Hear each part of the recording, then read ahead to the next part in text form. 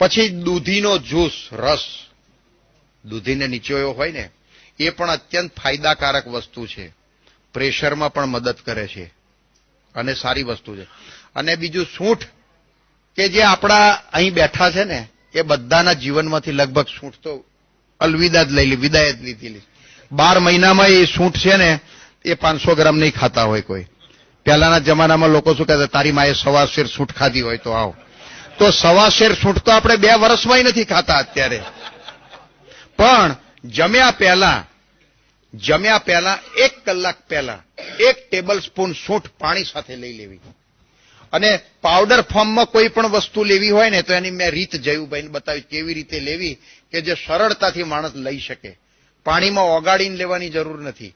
એ કેવી રીતે લેવી એ જયુરભાઈને બતાવી છે, એટલે જેને લેવાની જરૂરિયાત પડશે બતાવશે રીત કેવી રીતે લેવી એ. એટલે ધારો કે બપોરે જમો ને, તો બપોરે 1 કલાક પહેલા સૂંઠ લઈ લેવી. રાત્રે જમો તો રાત્રે જમ્યા પહેલા 1 કલાક પહેલા સૂંઠ લઈ લેવી. એનાથી ફાયદો શું થશે કે તમે જમ્યા પછી લો ને તો ખાલી પાચન કરશે.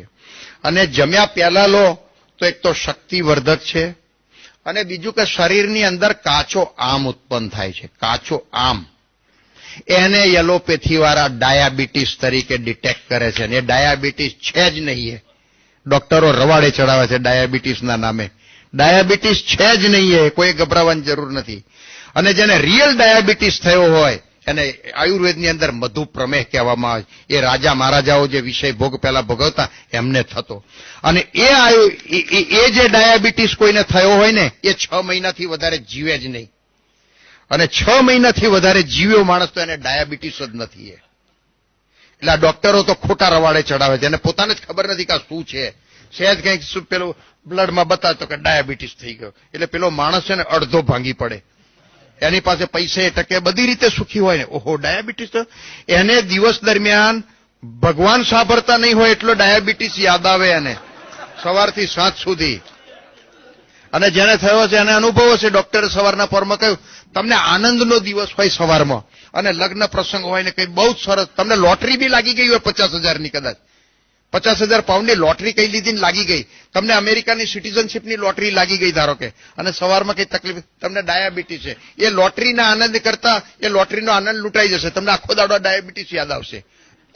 સ્મૃતિ અંદર જ રહેશે તમને.